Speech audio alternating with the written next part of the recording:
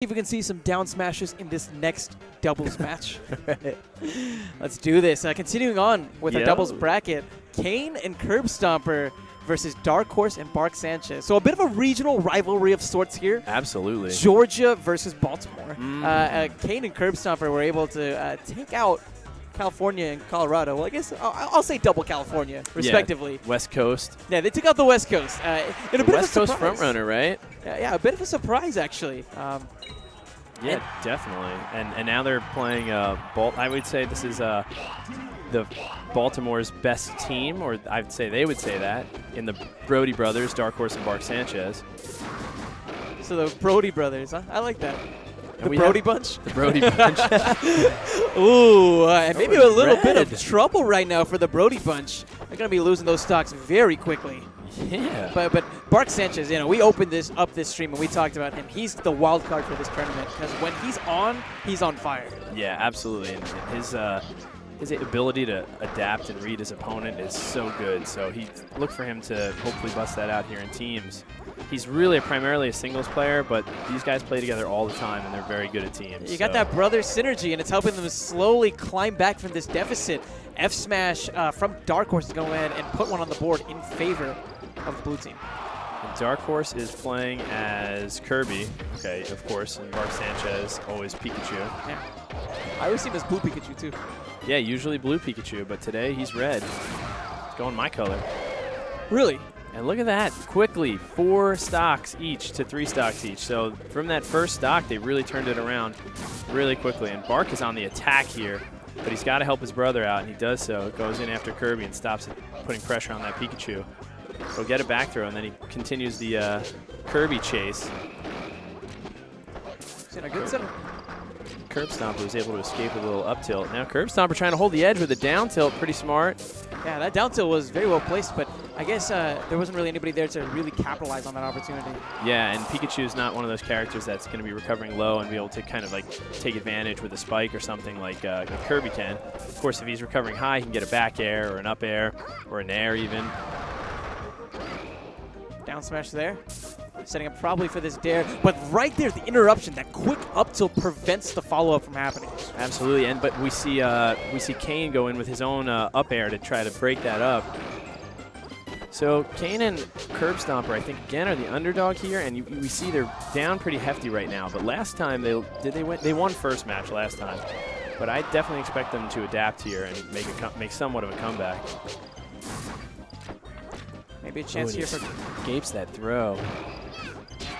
Great down tilt options, and the back air to go ahead and seal the stock. Fantastic. And did you see how far out he knew the angles of Pikachu's up B recovering? He put that back air so far out and low. He knew exactly where to put it. It was such a great read. And that's something Bark does in those Pikachu Dittos. They play those so much in Baltimore. They don't play that many characters, but the characters they do play are very good. All right. This is looking so rough for Georgia. Almost out of stocks. Tried to find the back air, but wasn't quite able to find the right positioning to connect with the option. A bit of a 2v1, and that's going to be game 1 in favor of Baltimore. Wow. Yeah, and the Baltimore brothers, look at it with Shears behind them, all with matching shirts. I don't know who that guy on the shirt is, but it's a handsome fella. Yeah. Is it this guy? This looks similar to that helmet that we have right here. Is it this guy? Whoa! Is it you? Is that you with your helmet on? Have you noticed that me and Captain Falcon are never in the same place at the same time? Oh my God. My real name isn't Justin, People It's be like, Doug. yeah, well, what's your real name? It's Douglas. Douglas. Douglas. You always hug me. That's what it is. You're a big hugger. I'm a big hugger, man. Oh, man. You have that extended hitbox when it first comes out, too. Dude, that would be great, man. Hollywood needs to make a Captain Falcon film, and finally the driver could be brown and it wouldn't be racist. But game number 2 is underway. Oh my God, Master of None references. I love it. Dude, Best show. That show's way too good. Red team feeling confident. We're seeing the character switch now from Darkhorse. He's going to be playing Jigglypuff instead of the Kirby that he was last time. Darkhorse is a very good Jigglypuff, so this isn't really going to put them at too much of a disadvantage or anything here. But I think that Kane and Kirbstomper are definitely going to adapt. Really good players, and Kane can definitely he'll see what Bark is doing and adapt to it, I think. But Bark did a great job, again, of putting out that hitbox during Kane's recovery and takes another stock. So when we saw Kane and Kirbstomper play last time, we really complimented them on how they're able to set up as a team offensively. But right now it feels like because the tempo is being dictated by Darkhorse and Bark, they're not able to find that same sort of presence that they found against Wookie and Mad Rush. Yeah, absolutely. And it's exactly as you said. It's this tempo.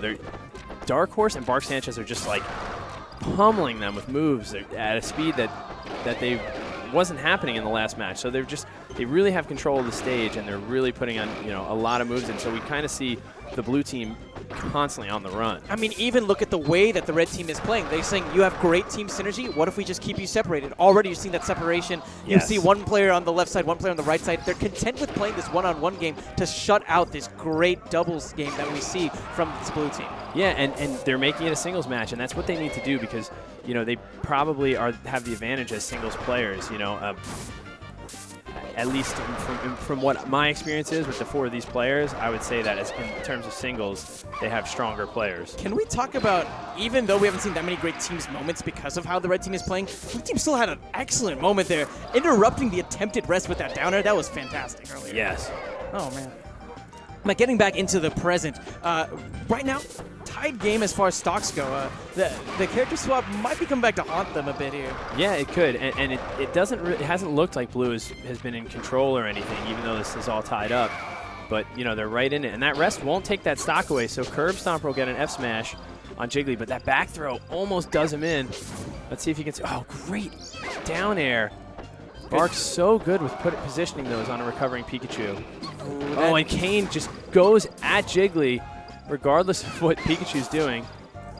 Down smash finally securing that stock against Kirby, and the back throw is going to be securing that one against Pikachu. It's looking pretty rough right now, but the nature of having a Kirby player on your team is that you have this volatility ready to go. It's going to be about whether or not the blue team can even find their footing. Already, Kane carried off of the stage, but the back throw is going to be a nice answer, maybe set up for a 2v1. Right now, you see Darkhorse camping that top platform, trying to minimize as many of those opportunities as he really can.